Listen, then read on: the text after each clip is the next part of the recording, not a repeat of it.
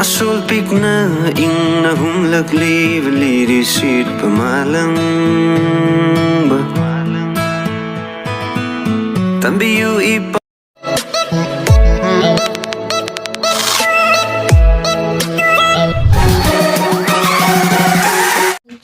Hello everyone! Welcome to my channel. Mayam kamay tawrigin nungayribo. Ado ay jo sida si mafamsida phamaga video namdaba yam kuire.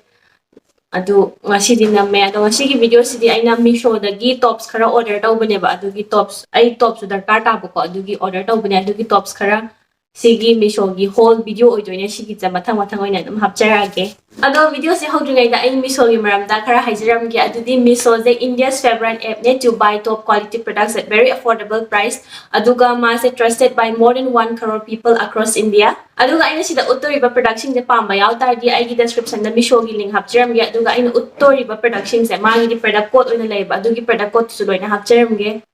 aduga Meesho gi oina di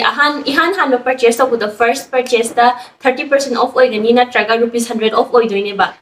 aduna kai guma Meesho dagi pot lining tardi ai gi description da Meesho gi link hapcharam gi aduga aina shigi video sida utkadoriba production gi magi product code su loina hapam ge aduna whole se haurase ado first ki product se aina sida litliba top se oidoine ba ko sigi top se aina color magi color ge ka yaw aina am pamba dugi ne aduga ma se color makal da su mayam thokpani aduga mai maming se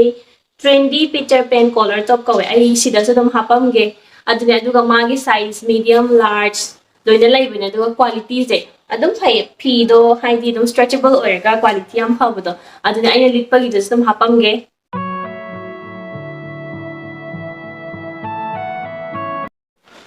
aduga second gi production na sigi top se oidoine ba sigi top se magi color na smaina khatang soppa ji do aina am pamba ko aduga magi price se yam hong mane 230 khatane ba aduga quality jam phatra aina basic color different color yam laibane aina sigi purple se lawba white black am laibane red ka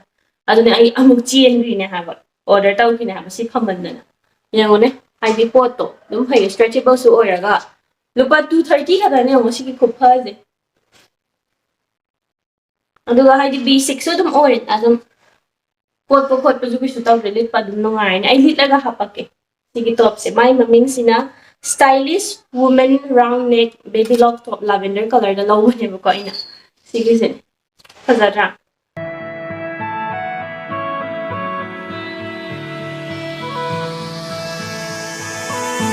Nasulpik na ing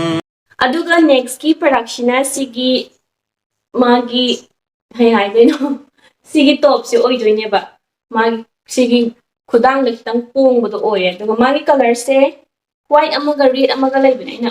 sigumba basic oiba puri ching da yam dakar par kani na dum naisalla ba ina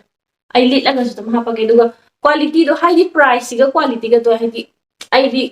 quality do kaishu thaza da bane ba ko aduga stretchable so do quality jam hai aduga magi price se 390 ka tane ai sida su dum tho alamge yam hong dra ai lit laga su ulake aduga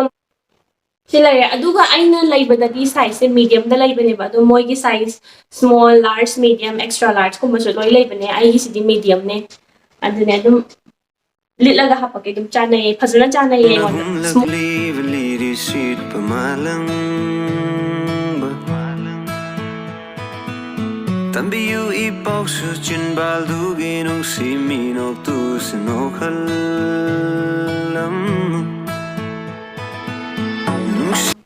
aduga next ki production na sigi chapmanai lavender color da ina sigi first ki lavender color lobuse akoi je ga ibani yena ge tawbane ko amam oina ge tawba aduga sigina button mayam yawidana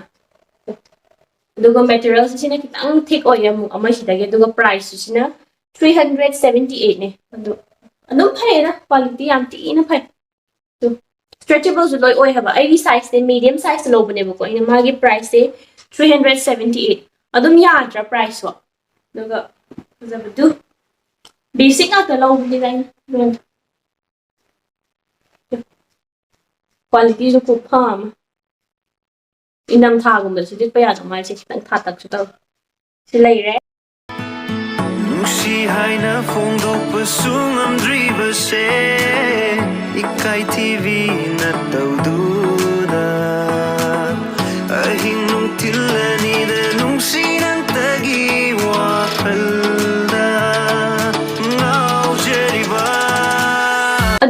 next ki product sina sigi white ki top se oidune ba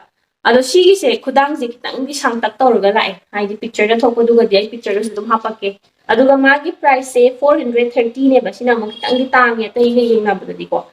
ado si so dum different size makal makal lai aduga color se mangonda lavender white aduga cream color ga lai ba ko materials yam phatra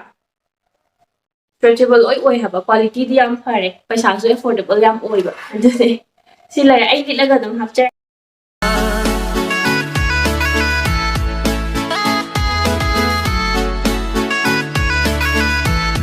aduga sigi last ki product se sizu yamane magi khudang yamna phazadra nitlaga hapage aduga magi price se 260 hadane aduga magi color blue red yellow aduga sigi black aina black so ina loba medium size la loba ne ai loina mak medium ga se aduga sigi jali jam phazaban duna ai litlaga hapage aduga quality su dum yai da aduga sida amuk jali ora pa mais jali ora pa dum hazai quality jam thai affordable so yam ore